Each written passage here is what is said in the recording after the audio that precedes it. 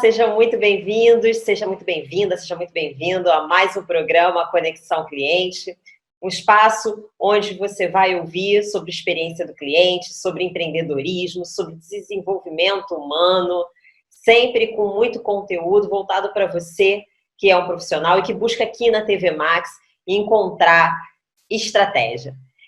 Hoje eu estou aqui com um convidado super especial, muito bacana, Bruno Gobato, Head Estratégico de Experiência do Cliente da Brinquedos Estrelas e empreendedor. O Bruno lida com clientes há mais de 20 anos, tem toda uma experiência voltada na Brinquedos Estrela e em outras empresas que foram líderes dos seus mercados, e de forma que ele foi ficando estratégico, ele foi largando a operação e hoje se dedica totalmente à experiência do cliente, além das suas funções como empreendedor. Bruno, muito obrigado pela sua presença aqui. A gente está muito feliz de contar com o seu conteúdo, principalmente para falar sobre esse tema incrível, que é como a cultura centrada no cliente pode transformar uma empresa. Oi, Giovana, muito obrigado pelo convite, é um prazer falar com vocês e sobre um tema que eu sou apaixonado, né, que eu trabalho há mais de 20 anos, que é justamente clientes. Não foi sempre, né, em cima de experiência do cliente, que é uma metodologia mais recente, assim, dos últimos 10 anos, mas começou na área de atendimento. E se você me permite, eu já queria contar essa historinha de como começou, porque eu acho que é interessante, assim, para o público entender por que eu vim até agora nessa pegada de cliente, né. Eu trabalhava numa empresa nos primórdios do e-commerce que vendia ingresso pela internet, mas tipo, ela vendia o ingresso para você, o motoboy ia buscar na bilheteria e te entregava em casa, era um negócio mais arcaico, e a gente começou a atender a Brinquedos Estrela numa atividade turística aqui em São Paulo, que era o Museu do Brinquedo. E lá era muito bacana, muito procurado, e tínhamos vendido vendas pela internet, que era ainda rudimentar, não era tão bacana, e pelo telefone, que era mais comum.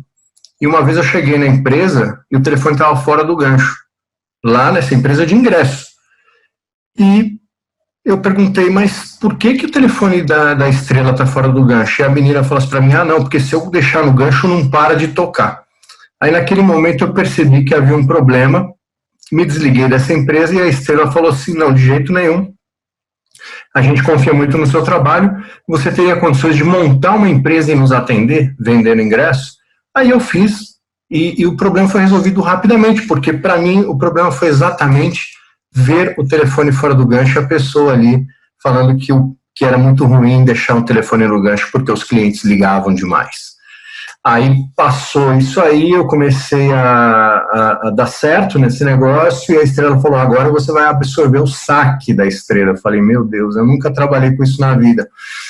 Mas fui lá, né, fui aprendendo com humildade, aprendendo com os atendentes, aprendendo com as pessoas da empresa, toda essa cultura que envolve Brinquedos Estrela, que é uma empresa de 84 anos, né, e as coisas começaram a rolar, e como eu já tinha empresa aberta, também comecei a receber convite de outras empresas, e aí fiz trabalhos para a TAM, para a Microsoft, para a Probiótica, que era líder na área de suplementos, Mr. Bay, enfim, área de cosmético eu passei também na Cadvel. Eu passei por diversas empresas de diversos segmentos e eu consegui entender os comportamentos dos clientes nesses segmentos, e eu acho que isso foi me dando bagagem para chegar até aqui e dizer para você com total propriedade. Ainda não sei nada, estou aprendendo, e é isso aí, a gente aprende no dia a dia, toda hora muda, vem pandemia, muda consumidor, muda comportamento, muda processo, muda as empresas mudam inclusive de posições nos seus rankings, né? Muitas empresas vão mal, outras vão melhor, porque entendem melhor o seu cliente, produzem algo mais aderente a ele, e é isso. E sabe que o nosso tema hoje aqui é cultura, mas me encanta muito olhar, ouvir uma mente empreendedora, né? Veja, eu imagino que quando esse fato se passou, você era muito jovem, né? E aí, naquele momento, você agarrou uma oportunidade, ainda que, eu imagino, né? Você deve ter pensado, caramba, eu vou abrir minha empresa, não vai ter nenhuma empresa por trás de mim, eu vou ter que entregar, eu vou ter que dar conta, né, desse desafio, vou me responsabilizar por isso, porque muitas vezes a gente está por trás de uma empresa, né, e a empresa, de uma certa maneira, vai protegendo a gente vai seguindo ali dentro daquele transatlântico, né, e não, e aquela mente empreendedora ali falou, tá bom, vamos lá, e vai fazendo o seu melhor, com a humildade, aprendendo, isso realmente me encanta demais, eu acho incrível uma mente empreendedora funcionando, sabe? Legal, obrigado. Obrigado. Eu gosto muito de empreendedorismo e, inclusive, continuei nessa pegada, né? Hoje eu estou envolvido aí em 2 startups, enfim. Na verdade, eu não tenho carteira, né? Eu nunca tive carteira assinada. Essa empresa que eu trabalhei, foi o único registro que eu tenho em carteira, que era assistente comercial, ganhando R$700, isso em 1999. Então, de lá para... E antes disso eu já trabalhava, mas enfim, né, se a gente for também voltar lá aos 14 anos de idade, a gente termina a entrevista só contando dessas experiências que também são enriquecedoras, mas eu acho que a gente pode focar mais aqui no nosso tema, que é cultura, né, que eu acho que é importante para todo mundo, inclusive, eu diria que é importante para qualquer tamanho de negócio. Sim. Não só, né, a gente pensa, cultura, isso aí é só a empresa grande que está falando. Não. Você pode ter um negócio menor, uma empresa com 2, 3 funcionários, mas a cultura é a identidade da sua empresa e ela precisa ser muito forte, né? Ela precisa ser muito forte, precisa ser muito enviesada para cliente. Que ótimo que você já entrou nesse assunto, que essa já é a minha primeira pergunta para você, Bruno. Queria que você contextualizasse para a gente o que é uma cultura empresarial, né? Uma cultura organizacional, e o que é uma cultura centrada no cliente? Faz um link para a gente disso, para a gente entender. Legal. Bom, vou tentar fazer esse link da melhor forma possível. Como eu te disse, a gente sempre está aprendendo, né? Então, eu sou muito espontâneo porque eu acabei aprendendo não na faculdade, né? Porque eu fiz publicidade, a gente não falava disso. Eu aprendi na vida, no trabalho, né, profissionalmente, e fui me aprimorando nesse sentido, até porque eu vivi grandes culturas, né? Passei pela TAM Linhas Aéreas, né, a cultura lá do comandante Rolim, de receber os passageiros na porta do avião, e assim, para quem não sabe, sabe aquele carrinho que leva as bagagens pro avião, né? Aquilo é um carrinho, cara, é um serviço totalmente à parte do que está acontecendo ali no embarque, por exemplo. O Rolim ficava no embarque, na porta da escada, cumprimentando todos os clientes, apertando a mão de todos os clientes, entregando seu cartão pessoal para todos os clientes, aqui em Congonhas. Eu moro muito próximo aqui do aeroporto. E uma vez ele virou para um diretor dele lá e falou assim, tá vendo aquele carrinho que leva bagagem? Ele está muito sujo, eu quero que você pinte ele de branco e ele tem que ficar sempre muito limpo. E a pessoa falou assim, mas Rolim, isso é um carrinho que leva mala para o avião. Não tem nada a ver com o nosso serviço. Ele falou, tem. Tem porque o cliente percebe. O cliente vai olhar e vai falar, poxa, o carrinho aqui da TAM é sujo. E eu não quero sujeira. Ele era muito assim, né, de não querer sujeira, de não querer... Tudo que o cliente podia perceber, ele tratava isso com muita seriedade. Eu digo que cultura é isso, é algo invisível, né? Ela acontece, ela está lá. Toda empresa tem a sua cultura, a gente não percebe, mas ela está lá e ela é muito... pode parecer até uma coisa que a gente não consegue pegar, que a gente não consegue tocar, mas ela está lá. É igual nas nossas casas, né? Uma visita que vem na sua casa, ela vai perceber o comportamento dos seus filhos, o comportamento do casal, o comportamento, se a casa está limpa, etc. Isso faz parte de uma cultura familiar e na empresa é a mesma coisa. Tudo que tem relação com as crenças e valores da empresa formam essa cultura. E aí permeia tudo, tá? Desde as pessoas se preocuparem em responder um e-mail no dia, por exemplo, isso faz parte de uma cultura, né? Como receber as pessoas dentro da empresa faz parte de uma cultura. Se você vai ter uma recepção e você vai oferecer um café ou não vai oferecer nada, não vai falar nada para o cliente, não vai nem o cliente ou com qualquer pessoa, pode ser um fornecedor, isso é cultura. E por que a gente fala que cultura é tão importante e ainda mais nos dias de hoje com uma competição maior no mercado? Porque cultura é aquilo que não pode ser copiado. Então, assim, se eu pudesse deixar uma frase para esse nosso encontro, é que cultura não pode ser copiada. Seu concorrente consegue copiar teu produto, seu concorrente consegue seguir o teu preço até mais baixo, seu concorrente consegue copiar teu serviço, mas a tua cultura é um DNA, é a digital da empresa. Então, por isso que agora a gente volta para o tema de experiência do cliente, né, que é o que está mais em evidência nas empresas, é o que está sendo mais discutido, é onde está rolando os investimentos, porque justamente a cerejinha do bolo de experiência do cliente é a gente conseguir implementar uma cultura que eu digo que é a cultura centrada no cliente. É aquela cultura que a gente olha de fora para dentro. É aquela cultura em que a gente consegue ouvir o que o cliente está falando de nós, como ele está nos percebendo, trazer para dentro de casa e fazer com que a empresa trabalhe isso tudo para promover uma percepção melhor, produtos melhores, serviços melhores também. Demais, demais, Bruno. E é legal como isso se reflete nas pessoas, né? Assim, o quanto que a gente, em tudo que a gente faz, quando se tem uma cultura forte, aquilo é ressaltado, né?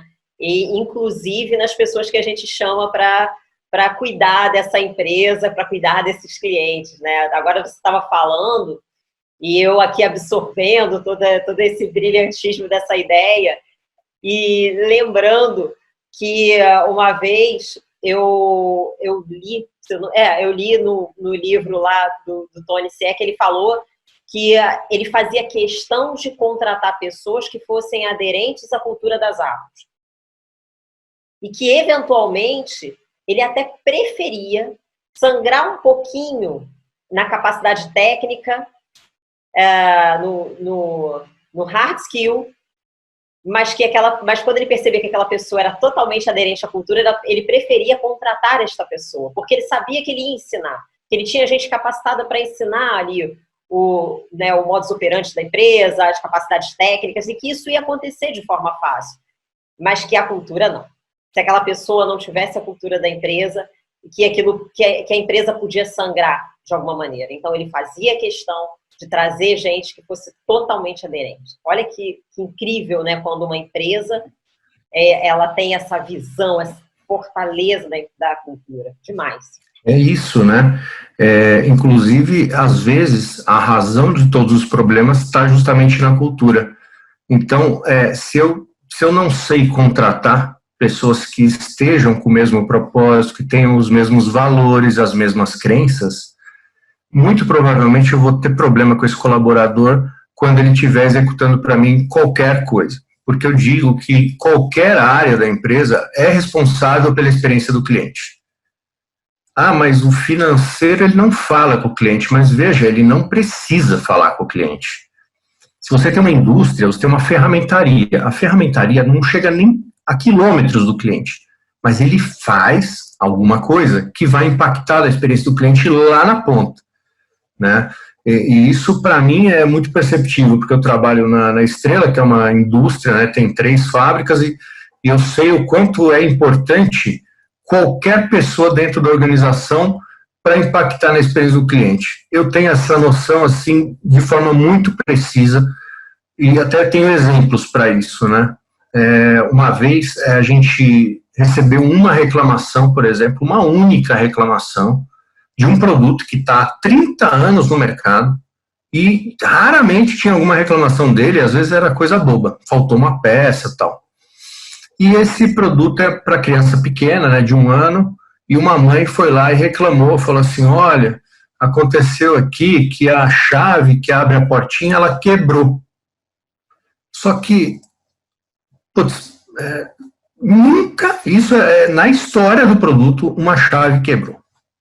Porque ele segue uma norma muito rígida de segurança do brinquedo, e isso não pode acontecer, são feitos testes, tudo aferido pelo Inmetro, é um negócio bastante sério. Inclusive, eu tenho um exemplo para contar. Lá na Estrela, por exemplo, a gente teve uma única reclamação de um produto que está há mais de 30 anos no mercado, um produto para crianças pequenas, e a mãe reportou que a chave que abre as portinhas desse produto, ela quebrou, né, a ponta da chave. Isso gera uma parte pequena que gera um risco alto para a criança. E nós achamos bastante sério e mandamos para o laboratório da qualidade, que já abraçou esse caso, ou seja, já tem uma cultura de cliente envolvida, né? Mandamento número 1 da Estrela, satisfação do cliente. Ele fez centenas de testes, ele não conseguiu quebrar a chave. Olha, num laboratório profissional, acreditado pelo Inmetro, ele não conseguiu reproduzir a quebra dessa chave. Mas ainda assim, ele entendeu que, mesmo que tiver a possibilidade de quebra de uma chave em 1 milhão, ele deveria preservar uma criança que poderia vir a ter um acidente com o produto. Então, ele pediu para que a ferramentaria alterasse o molde. Olha como todo mundo faz parte da experiência do cliente. Alterasse o molde, deixasse essa ponta da chave 3 milímetros menor, porque aí a chance era 0 em 1 milhão. Então, devolveu o produto para a produção, não precisou recolher do mercado, porque, de fato, era raríssimo aquilo ocorrer, e a chance de ocorrer, e o produto estava totalmente aprovado pelo Inmetro, estava tudo certo com ele, mas nós mudamos o molde, produzimos novos produtos a partir desse molde, e, inclusive, presenteamos essa mãe com esse novo produto já, e, enfim, dizendo que havíamos alterado o molde. Ou seja, não preciso ter um volume grande de reclamações para entender que todo cliente é importante. Às vezes uma pode me causar um impacto tão grande que eu vou promover uma alteração para que esse produto tenha mais 30 anos de sucesso no mercado. E que nesses 30 anos a gente possa ver as crianças felizes e não, eventualmente, tendo algum problema com o produto. Então, não adianta você falar que o rapaz do chão de fábrica, o rapaz da ferramentaria, o rapaz não interessa, qualquer pessoa que trabalha na empresa faz parte e tem qualquer impacto maior ou menor na experiência do cliente. Eu acho que isso que a gente tem que sempre tentar refletir. Perfeito, perfeito. E olha que você vê que a empresa não tinha nenhuma obrigação técnica, né, de fazer esse ajuste, porque o brinquedo estava aprovado pelo Inmetro, mas mesmo assim a empresa fez questão de fazer pelo feedback do cliente, pela situação que aconteceu com um cliente. Nossa, incrível, perfeito, demais. Isso aqui é uma cultura realmente fortalecida, né, orientada. E, Bruno, quando a gente olha para uma empresa de fato centrada no cliente, quais são as características dessa empresa? E se você puder, dar um exemplo desse tipo de conduta nas empresas que a gente está vendo hoje por aqui, nas empresas atuais. Legal, Giovana. Bom, sim, existe característica, né? Como eu falei aqui, esse exemplo, eu nem considero, né, a Estrela ainda tão madura em centralidade no cliente, porque é uma empresa muito tradicional. Em empresas tradicionais, a gente sempre vai encontrar muitos silos, né? O que são silos? Cada um está ali na sua ilha dentro da empresa, né? Então, o financeiro está na ilha dele, o comercial na ilha dele. Cada um faz o seu e se vangloria de ter feito bem, né? De ter cumprido a sua missão, mas é uma ilha. Ele está isolado ali, falando assim, olha, venci, consegui minha missão. Mas esquecem que tem muito mais do que isso e a gente tem que olhar para o cliente de forma única, e não nos seus silos, né? Então, o financeiro fala, cliente não é problema meu, é problema do saque. O saque fala, poxa, mas o comercial não me ajuda. O marketing precisa mudar produto, a qualidade. Então, tem que quebrar silos. Então, a primeira característica de uma empresa centrada no cliente é uma empresa que não tem silos, que todos os colaboradores trabalham realmente olhando para o cliente, né? Eu costumo dizer até que quando a gente tem os colaboradores pensando e agindo em prol do cliente, ainda que alguma ação gere um prejuízo momentâneo, com certeza, se um relacionamento de longo prazo com o cliente, todas as ações que a gente faz é sempre de longo prazo na área de experiência do cliente, isso vai retornar para a empresa em forma de lucros crescentes, né? Porque cliente feliz é aquele cliente que volta a comprar e eventualmente até aumenta o seu ticket médio. Essas empresas centradas no cliente, elas normalmente têm um programa de voz do cliente muito forte. E o que é um programa de voz do cliente muito forte? É captar das diversas formas, dos diversos canais, seja um representante de vendas, o Facebook, o Instagram ou o saque da companhia, os e-mails que ela recebe, não importa, toda essa massa de informações, ela chega, é tratada, o cliente tem o seu caso, a sua manifestação resolvida, eventualmente sua dúvida, mas a gente leva para dentro da empresa aquilo que mais importa e fala, olha só, olha como o cliente está nos percebendo, olha que elogio legal também. Então a gente traz diversas coisas, não é só reclamação, não é só problema, a gente traz a visão do cliente sobre nós, sobre a nossa empresa, para dentro de casa. E a partir disso, as pessoas têm que estar dispostas a fazer modificação em produto, em serviço, em tudo que eventualmente foi mencionado pelo cliente. Para quê? Para que a gente traga de volta para o mercado algo melhor, né? Então, um aprimoramento de produto, um aprimoramento de serviço. O que significa no final do dia? Eu tenho uma vantagem competitiva sobre o meu concorrente, né? Então, a gente não vai olhar para o lado. Acho que as empresas ficam olhando muito para o lado, meu concorrente, e ficam copiando o concorrente. Não, esquece, olha para frente, centralidade no cliente, pensa só no cliente, esquece o concorrente, porque no final do dia, tudo que você fizer e o cliente der o aval, falar, pô, legal, gostei, vou comprar, gostei da inovação, gostei do que você promoveu, você vai ter um cliente com um tempo de vida na tua empresa muito maior, disposto a comprar mais. Essas empresas, elas são, Giovana, normalmente mais ágeis, são, como eu te falei, livre de silos, elas são mais preparadas para inovar e também elas usam os dados, né, elas são muito orientadas a dados, elas usam os dados muito a favor desse movimento de trazer uma melhoria constante, compreendendo melhor ainda o seu cliente. Demais. Ah, bom, você falou assim, me dá um exemplo, né, de empresa. Cara, eu tenho um exemplo. Na verdade, esse não é nem meu, porque me chama tanto a atenção. Eu acho que para quem está nos assistindo e é empresário, por exemplo, vale a pena dormir, antes de dormir, colocar a cabeça no travesseiro e falar assim, putz, deixa eu refletir sobre isso que aconteceu lá na Netflix. Tudo bem que a Netflix é uma potência mundial, não tem problema. Mas ela decidiu que os clientes que assinam e pagam todo mês a sua mensalidade, muitas vezes é automático o débito no cartão dessa mensalidade, ela decidiu que os clientes que não usam o produto serão desligados, porque ela não acha justo o cliente pagar e não usar, né? É diferente dessa vantagem que às vezes a gente quer levar, né? Você está pagando, fica quieto, não fala nada. Tem um plano melhor? Não oferece para o cliente porque ele está pagando mais caro, deixa lá. Isso tem que mudar.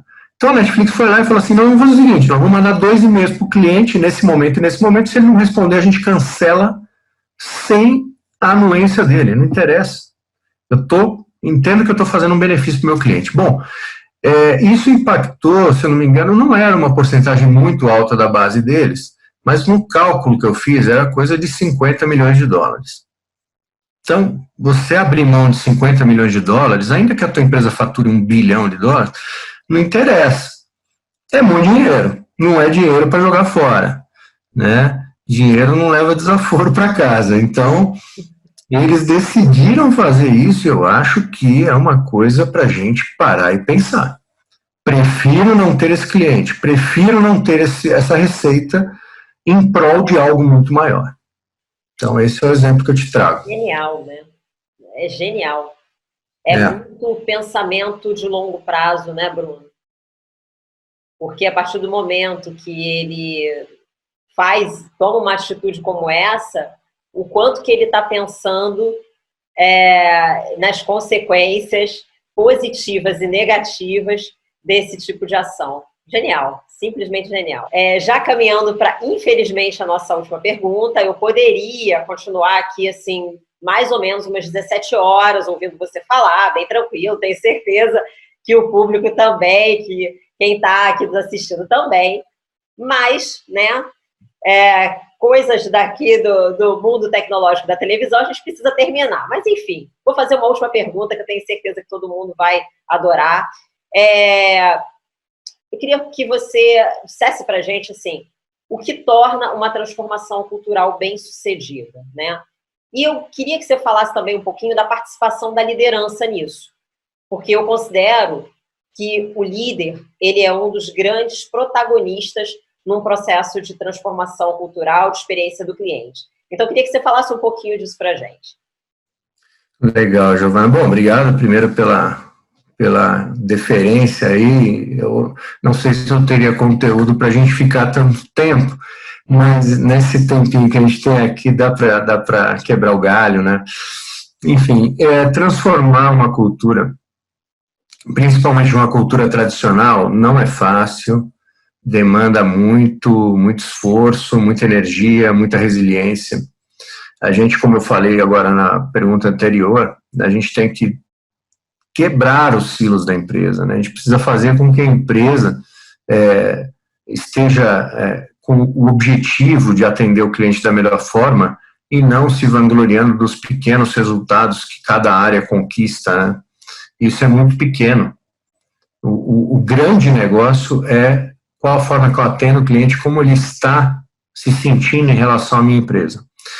E eu diria que não se animem e não acreditem em nenhuma promessa de transformação cultural, principalmente se é uma empresa mais tradicional, orientada a produtos, a processos, em algo de curto prazo.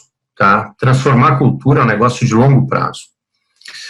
E a liderança assim, fundamental nesse processo. Eu vou contar um exemplo, mas imagina o seguinte, as pessoas estão sempre buscando a liderança e buscando o exemplo.